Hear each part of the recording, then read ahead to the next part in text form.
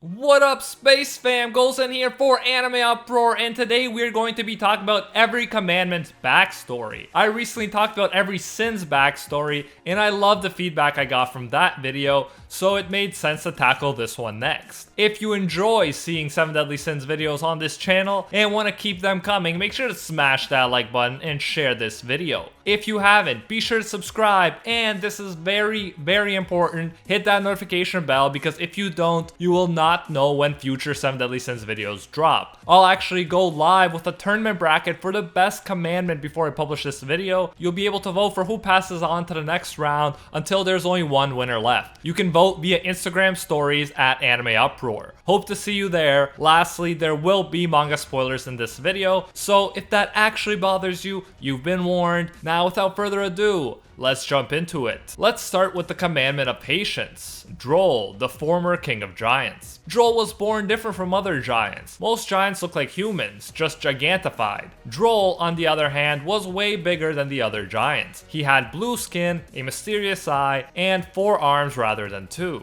Drolle's so big that he even looks like a giant when compared to our own cute giant Deanne. He's almost 3 times her size, in fact. She's 30 feet tall and he's about 85 feet tall. If you actually want to get a sense of how big Drole would be in real life, you can check out the 84 feet tall giant Santa statue unveiled in India's New Delhi in 2017. Humans literally look like ants compared to that thing. Anyways, for all these different reasons, Drole was treated as an outcast by the other giants. They never let poor Drole join in any giant games. Nevertheless, because he was so strong, they respected him. After all, the giants value strength above all else. Drole eventually became the king of the clan and always remained a highly respected ancestor of the giant clan. Drole came up with Drole's dance, a special dance that increases a giant's connection with the earth and in the process increases their power. Let's also explain his mysterious eye while we're at it. Drole's mysterious eye lets him read people's thoughts and power levels. Balor's magical eye, one of Merlin's magical items, is actually named after Drole and his own magic eye.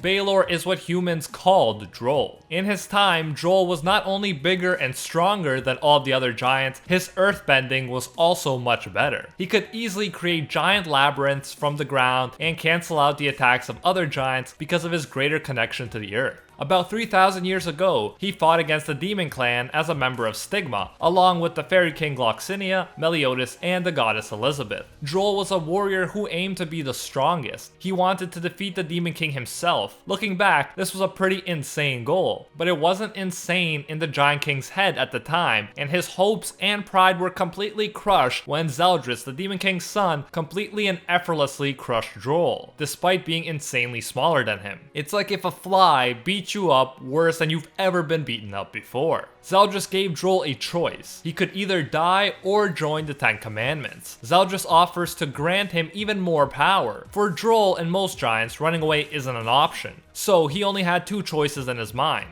Die, or what he decided to do, become the commandment of patience. Zeldris was persuasive. Not only did he offer a strength-obsessed person a chance to get stronger, he also highlighted Drole's loneliness. He called Drole an outcast among the giants, but he said the demons are different because they are all outcasts of the world of nature. Thus, he offered Drole power and belonging, and Drole took the deal. Eventually, he was sealed away by the goddesses along with most of the other commandments. Next, we have the first fairy king, Gloxinia. He was born around 4,400 years ago, meaning he was about 1,400 when he got sealed away. Gerheade is his little sister, and was born around 200 years after him. They were really close. Gloxinia cared about her a lot, and did his best to look after her. She was more important to him than his own life. 3,000 years before the events of the main story, Gloxinia was good friends with Drole, and they were both part of Stigma with Meliodas and Elizabeth. Drole joined the demons because he lost a fight, but it was different for Gloxinia. As Meliodas points out, Gloxinia was betrayed by those he trusted. He was robbed of something he valued more than his own life. He left Ro and the other humans to help protect the Fairy King's forest, but they did the opposite. Because they were wronged by Stigma in the past, they actually started attacking the fairies and giants when they were supposed to be helping them. Ro actually had a change of heart when one of his own people cut Gerhade's right eye. He killed his own teammate to save her, but Gloxinia showed up. He saw what looked like a dying Gerhade in Ro's arms and blamed him for what happened to her. Overcome by anger, he ran his spirit spear through Ro's body, killing him. He turned on the humans and Stigma because they weren't able to protect his sister. He thought that his sister was dead. He didn't even stop to make sure. He joined the 10 Commandments and became the Commandment of Repose. Ironic because repose, or in other words, a state of tranquility, is exactly what he was missing. He was eventually sealed away along with Drole and the others. Next, let's look at Derrieri, the Commandment of Purity, and Monspeet, the Commandment of Reticence. Unlike the other two we already mentioned, these two were in fact demons. Derrieri was 377 years old before she got sealed away, and Monspeet was 415.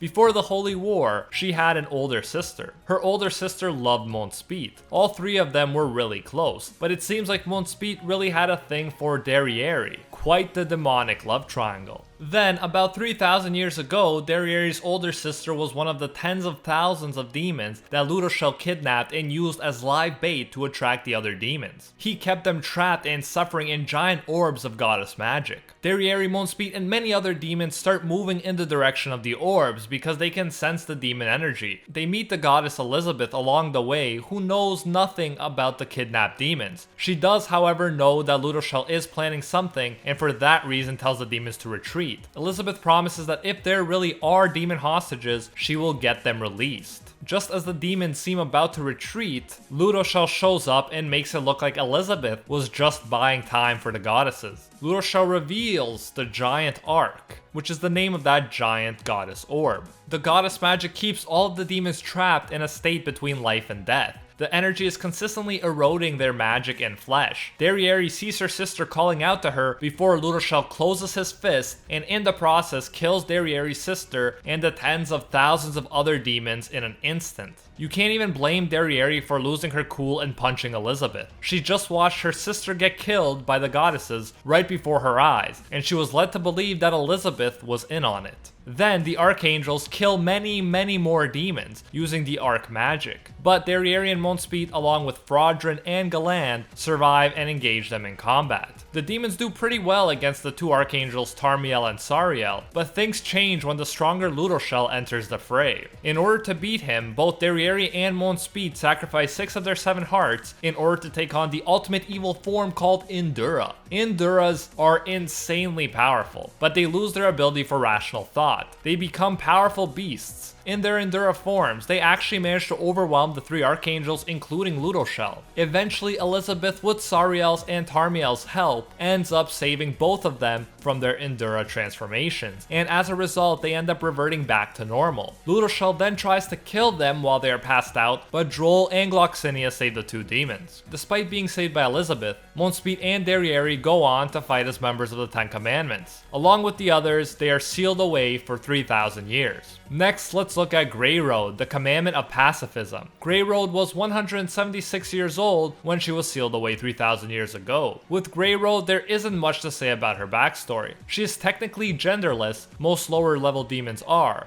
but because of Grayroad's impressive level of power, Fraudrin refers to her as she rather than it. Grayroad is a mutated gray demon. She is surrounded by darkness and made up of many small gray demons. These gray demons can speak and act on their own. As with the other commandments, she was sealed away 3,000 years ago. Let's look at Galand, the Commandment of Truth next. Galand was 991 years old before he got sealed away. We don't know much about Galand's backstory before he showed up with Derieri and Monspiet to fight the Archangels. Galand is a classy elder as far as demons go. He enjoyed afternoon naps, he loved wine, and his dream was to conquer Britannia. We also know that Galand was friends with Baruja, who sacrificed 6 of his hearts and turned into the Indura of Retribution during the Holy War. This is actually a pretty sad detail in the 7 Deadly Sins story. When Monspeet and Derieri turn into Indura, Galand wonders about where his comrade Baruja is wandering about these days. It's a quick moment, but it shows that Galand is deeper than we thought, and he is surprisingly sentimental when it comes to the suffering of his comrades. We see Baruja in the Prisoners of the Sky movie, and by this point, Baruja can no longer think or act rationally. He is a mindless beast of destruction. We'll never get to know what Baruja was like before he traded everything for the Indura power. power. We know the rest of Galand's backstory through Derieri and Monspeet's backstory. When they were first attacked, Galand warned everyone to run and even helped save Melascula from the Omega Arc attack. He helped the surviving demons get the upper hand against Tarmiel and Sariel, but then Ludoshel showed up and filled Galand with holes. Then he watches as Derrieri and Monspiet turn into Endura and start kicking butt before Elizabeth saves them from becoming mindless monsters. Eventually, Galand gets sealed away with the rest of the commandments. Next, let's look at Melascula, the Commandment of Faith. She was 362 years old before she was sealed away. However, she wasn't a humanoid demon for all that time. Melascula started out as a small snake. The snake bathed in miasma from the demon world. She grew in size and eventually gained the ability to take on a human form as well. After that, she was chosen by the Demon King himself to be the Commandment of Faith,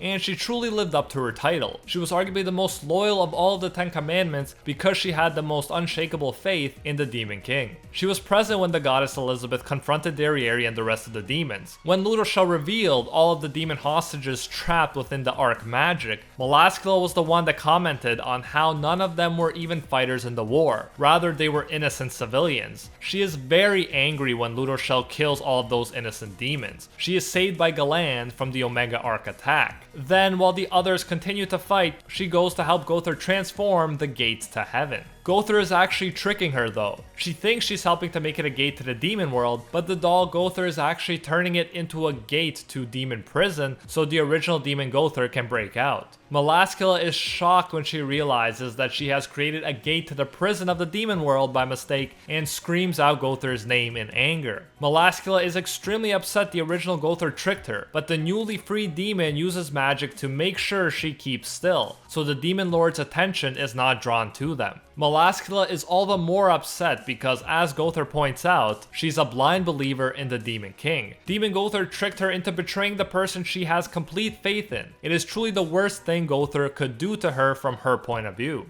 After this, you know the drill. She eventually gets sealed away with the rest of the commandments. Next, let's tackle the commandments of selflessness. First, the original Gowther, and then Fraudrin, who takes over after him. Demon Gowther, the commandment of selflessness, was a very powerful wizard. He was actually Merlin's magic teacher when she was young. He saw that she had great potential even then. Demon Gowther had a lover named Glariza. She was one of the innocent demons killed by the Archangel Mael. 500 years before the Holy War, the Demon King forcibly bestowed the commandment of selflessness on Demon Gowther. Because he refused to be the Demon King's commandment and do his bidding, he was sent to Demon World Prison. He created Gowther, the doll, so that he could experience the outside world through him. He made the doll in the image of his lover, but made it male so that he wouldn't feel sexual desire towards the doll. He considered the doll to be his masterpiece, and he loved the doll Gowther as if he was his own son. As we saw, he tricked Melascula into getting out of prison. When Zeldris shows up, Drole takes him on, giving Demon Gowther the chance to escape with his doll. Then he carries out his plan to stop the Holy War, at least temporarily. He has his doll help him, and together they cast the biggest genjutsu. They make everyone, including the gods and Mael himself, believe that Mael, the Archangel, is Estarossa, the middle son of the Demon King. Everyone was led to believe that Estarossa killed Mael. Mael was picked because he was one of the strongest fighters of the Goddess clan, and because he was the one who killed Demon Gowther's lover. With someone as strong as Mael on the demon side, the goddesses were forced to use the Coffin of Eternal Darkness to seal away the demons. This required so much power that the goddesses lost their ability to maintain their physical forms. Thus came the end of the Holy War, or at least a 3,000-year intermission. Demon Gowther used the last of his life force in order to use this forbidden spell,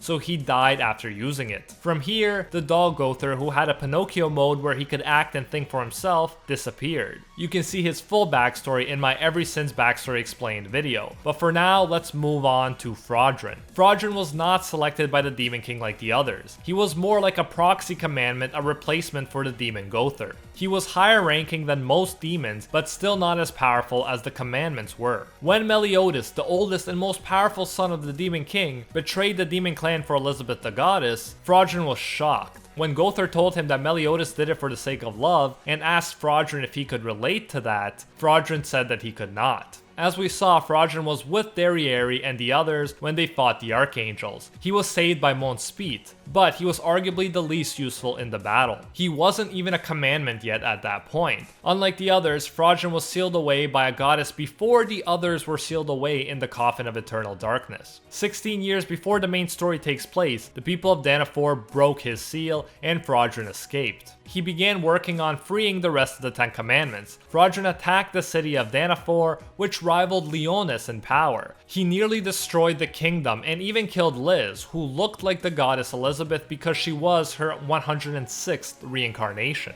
Meliodas saw Fraudrin kill Liz, his love, and he lost it. Giving way to his wrath, Meliodas wiped what remained of the once powerful kingdom off the face of the earth.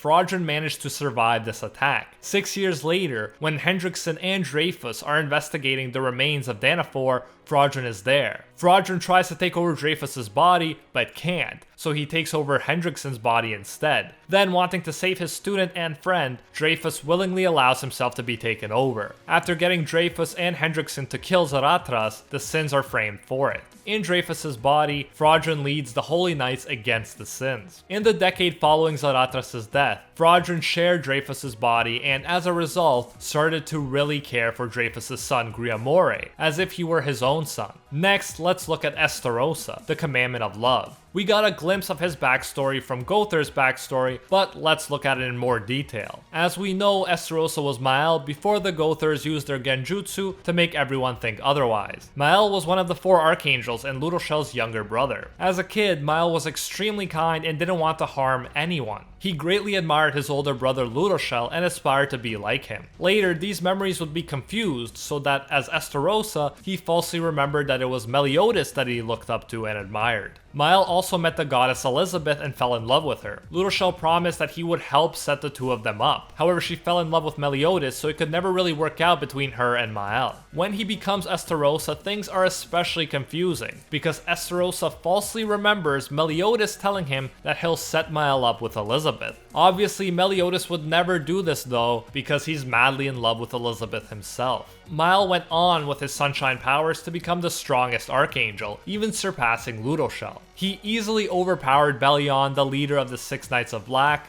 but could not do the same when Meliodas showed up to fight him. Meliodas managed to make Mael retreat. At some point, as we saw with Demon Gowther's backstory, Mael killed Gowther's lover, along with other innocent demons. Even though he didn't like harming people as a kid, he was raised by the Goddess Clan and Ludoshel to believe that he was doing the world and even the demons themselves a favor by killing them. During the Memories of the Holy War arc, Ludoshel actually tells Nerobasta to call for Mael, but he doesn't end up making an appearance. Rather, Demon Gowther rescues himself from demon prison and then uses the forbidden spell. In order to end the Holy War, Demon Gowther tricks everyone, including Mael himself, into thinking that Mael is actually Estarossa and that Estarossa killed the real Mael. As mentioned, he picked Mael because of his immense level of power, but also because he murdered his lover. Mael lost his grace when he turned into Estarossa, and he gained the Commandment of Love, the commandment that Meliodas abandoned when he left the Demon Clan and sided with Elizabeth. Ironically, the goddesses sealed away their strongest fighter without knowing it. They sealed Mael, now Estarossa, into the coffin of eternal darkness along with the other commandments. Mael was 380 years old when he was sealed away. Last but not least, we have Zeldris, the Commandment of Piety. Zeldris the Executioner is the youngest son of the Demon King and younger brother to Meliodas. He was 252 years old when he was sealed away. While Meliodas was mentored by Chandler,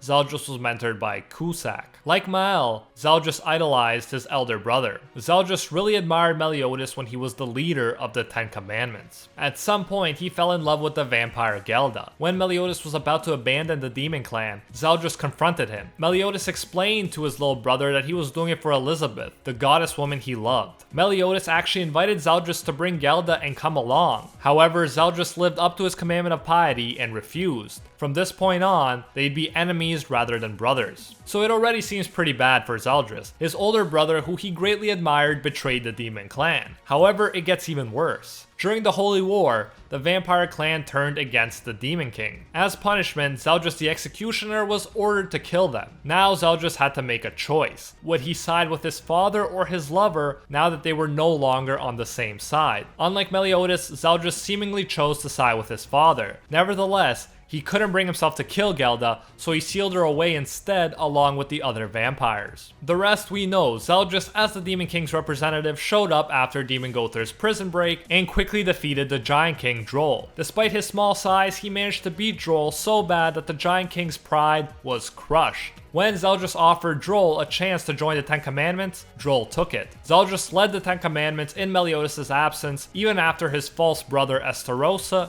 joined the picture. Along with the rest, he was sealed away by the goddesses. As you already know, Meliodas was also a commandment at one point, but I won't cover him here since I already covered his backstory in detail in the Every Sin's Backstory Explained video. I will put the link to that video in the description and at the end of this video if you're interested in his full backstory. And that is it for this video. Thank you for watching. These types of videos always take quite a lot of time and work, so I would appreciate it if you could leave a like if you enjoyed this video and want to see more videos like it. Also, share this video with someone who loves the 7 deadly sins. That helps a lot. If you haven't, be sure to subscribe, and this is extremely important, hit that notification bell so you actually know when new 7 Deadly Sins videos come out. And remember, if you want your vote to count, follow us on Instagram at AnimeUproar and vote for the best commandment right now. There can only be one champion. And if you're still with me, I'd love to hear who your favorite commandment is and why in the comments. Let's say you can't pick Meliodas because I know most people would rightly pick our OP protagonist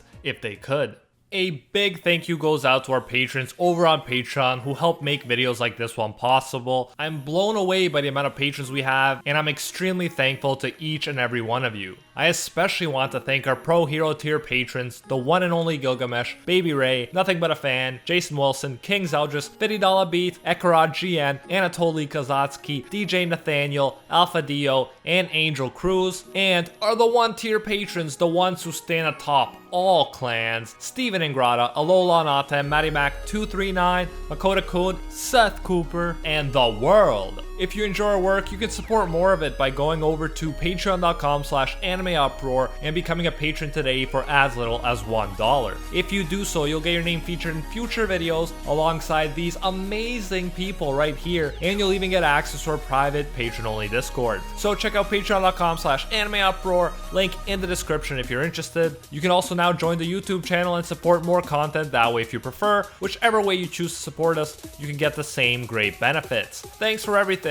And until next time, see you, Space Cowboy.